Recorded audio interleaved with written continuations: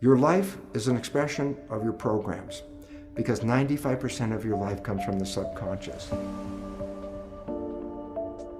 What would happen if your subconscious programs matched the wishes, desires, and aspirations you hold in your conscious mind? Twice a day, your brain is prepared to download information, and this is where you can reprogram your subconscious mind. The conscious mind, being creative, can learn from reading a self-help book, going to a lecture, watching a movie. The conscious mind can learn from something as simple as, aha, I just figured it out. So the conscious creative mind has many different ways of downloading information. But the two minds are not connected in the sense that if the conscious mind learns something, does it mean that the subconscious mind has learned this as well? And the answer is absolutely not.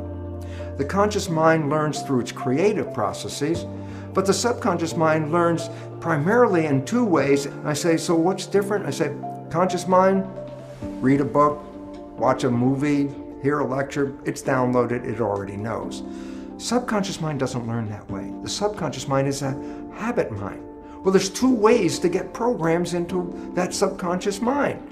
Number one was the way we downloaded information into the subconscious mind in the first 6 or 7 years of life, and that is this. The subconscious mind is operating at a vibrational frequency of theta, which is hypnosis. So it says, oh, yes, you can download information straight into the subconscious if your mind is in a state of hypnosis. So that's one way of acquiring a program. I said, well, the first 6 or 7 years, that brain of a child is predominantly operating in theta hypnosis. But now you're older. Now what do? I go, well, here's an interesting fact. Twice a day, your brain goes through a period of theta vibrational activity. Twice a day, your brain is prepared to download information through hypnosis. I say, well, when does that occur? Well, remember, there are vibrational frequencies that ramp up. When you're sleeping, you're at the lowest vibrational frequency called delta. As you start to wake up, but you're not fully awake, that's twilight reverie. That's where you're just waking up and everything. You're still in a dream world. You're in the real world. You're mixing the two. That's a period called theta.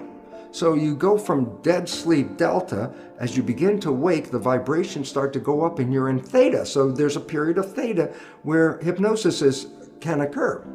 But as you get more awake, theta gets to a higher vibration. Alpha, that's calm consciousness. You're just waking up. You're doing your routine chores of getting ready to leave the house. And by the time you're getting ready to go to work or at work, your brain ramps from alpha, calm conscious, to beta, which is the active consciousness that we usually engage in the busy world in which we live. Well, then you come back home. Well, you've been operating in beta at work, and guess what? You come home, you start to calm down, your brain slips into the lower vibrational frequency, alpha, calm consciousness, and as you start to get ready to go to bed, guess what? From alpha, it drops down to theta as you start to fall off to go to sleep. And when you finally are in sleep, you go from theta to delta. So that means as you're going to sleep, as you're going from the alert state to the sleep state, you also pass through theta. So twice a day, your brain is engaged in theta. On the way in waking up, going from delta to higher vibrations, you pass through theta. On the way of going to sleep, you go from higher vibrations to delta and again pass through theta. So twice a day, your brain is in a state where it is in a state of hypnosis theta. And this is where you can use subliminal tapes to reprogram your subconscious mind. As you go to bed, if you put earphones on with subconscious programming to change whatever behaviors you want to change, as you're going to bed, those earphones on your head, as you go into theta, your alpha consciousness is now disappearing. You're in theta, and in that period of theta, which is twilight reverie, the recording of the tape is being downloaded straight into the subconscious. And that's how subliminal tapes work. So if you want to change a program, you can select a tape that will have the program that you desire to put into your mind. And every night as you go to bed, just put the earphones on and you will be in a process of self-hypnosis. Hypnosis is indeed the first way the subconscious mind learns. But after you pass 6 or 7 years of age, the subconscious mind learns in a different way, and that is called habituation. Meaning, if you repeat something and repeat it and repeat it, the subconscious mind will download it and make it a habit. So for example, you wanted to learn the ABCs. How did you learn the ABCs? You started A, B, C, D, E, and then you couldn't remember, and then you started A, B, C, D, E, F, G, and you repeat it, and finally you get to Z. And guess what? After repeating the alphabet hundreds of times, there's a point where now it's part of the subconscious. So guess what?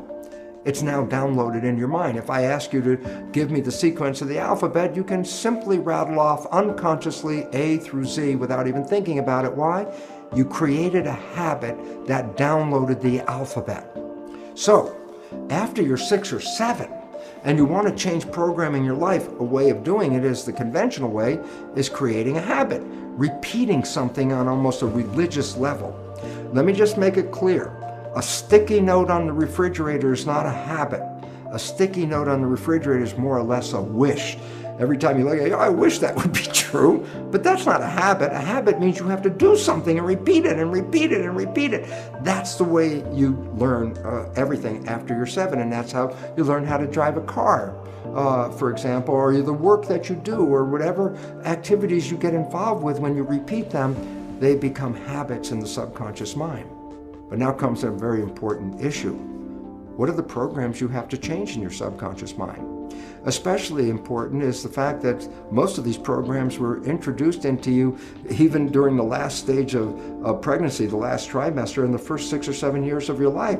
So I say to you, well, tell me about the programs that you learned when you were 1 year old. Tell me about the programs you learned when you were 2 years old. And you go, I don't know, I wasn't consciously aware of those things. I go, yeah, because consciousness started more around 6 or so. So I say, well, how do you know then the programs that you have? Here's the fun part of the whole thing. Science has revealed that we operate our lives 5% of the time from the conscious mind, and 95% of the time our behaviors are controlled by the programs in the subconscious mind. What does it mean? It's simple. Your life is essentially a printout of your subconscious programs. That's what you're operating 95% of the time. So you want to know what the programs are? It's very simple. Look at your life. The things that work for you and that come to you and the things that you want come to you because you have programs in the subconscious that encourage their being there. But anything you struggle with, anything you have to work hard at, anything you put an effort into, you're doing that because you're trying to overcome a program of limitation that is preventing you from going there.